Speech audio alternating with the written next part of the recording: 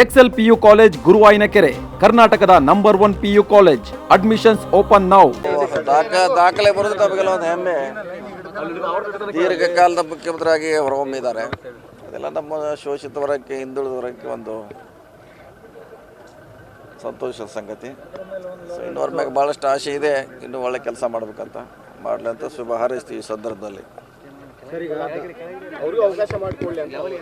ನಮ್ಮ ಕೈಯಲ್ಲಿಲ್ಲ, ನಾವೇನು ಮಾಡಲಿಕ್ಕೆ, ನಮ್ಮ ಕೈಯಲ್ಲಿಲ್ಲ. ಯಾರಿಗೆ ಕೂಡಿಸ್ಬೇಕು, ಯಾರಿಗೆ ಇಳಿಸ್ಬೇಕು ಅನ್ನೋದು ನಮ್ಮ ಕೈಯಲ್ಲಿ ಇಲ್ಲೇ ಅಲ್ಲ. ಮಾಡೋರು ಮಾಡಿದ್ರೆ ಅದು ಅವ್ರಿಗೆ ಬಿಟ್ಟಿದ್ದು.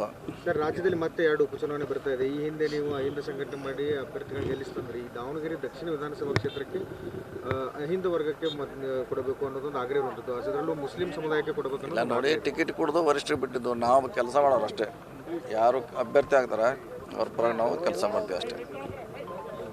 ಓಕೆ, ಸರ್, ಒಂದು ಕ್ಷೇತ್ರದ ಅಭಿವೃದ್ಧಿಗೆ ಶಾಸಕರು ಹೆಚ್ಚು ಒತ್ತು ಕೊಡ್ತಾ ಇದ್ದಾರೆ.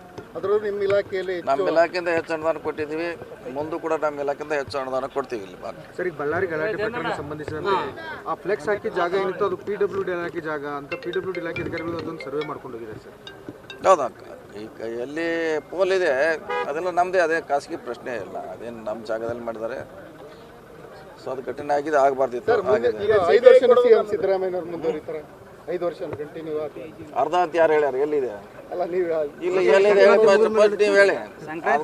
ಅರ್ಧ ಗಿರ್ದ ಅಂತ ಎಲ್ಲಿದೆ ಹೇಳಿ. ಇಲ್ಲ, ಈಗೇನು ಸಮಸ್ಯೆಗಳಂದ್ರೆ ನೋಡ್ತಾ ಇದೀವಲ್ಲ ಎಲ್ಲ. ಅದು ಮುಖ್ಯಮಂತ್ರಿ ಆಗಿದ್ದಾರೆ ಅಂದ್ರೆ ನಾವು 5 ವರ್ಷ ಅಂತ ಲೆಕ್ಕ. ಇಷ್ಟೇ ಅಂತ ಯಾರು ಹೇಳಿಲ್ಲ. ಹೇಳಿದ್ರೆ ಹೇಳ್ತೀವಿ. ಮಕರ ಸಂಕ್ರಾಂತಿ ನಂತರ ನಮಗೆ ಎಲ್ಲೂ ಇಲ್ಲಲ್ಲ. ಎಲ್ಲಿ ಹೇಳಿದಾರೆ ಹೇಳಿ?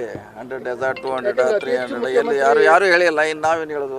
ಅತಿ ಹೆಚ್ಚು ಮುಖ್ಯಮಂತ್ರಿ ದಿನಗಳನ್ನು ಅನುಭವಿಸಿರ್ತಕ್ಕಂಥವ್ರು. ಅದೇ ಹೆಮ್ಮೆ ವಿಷಯ ನಮಗೆಲ್ಲ.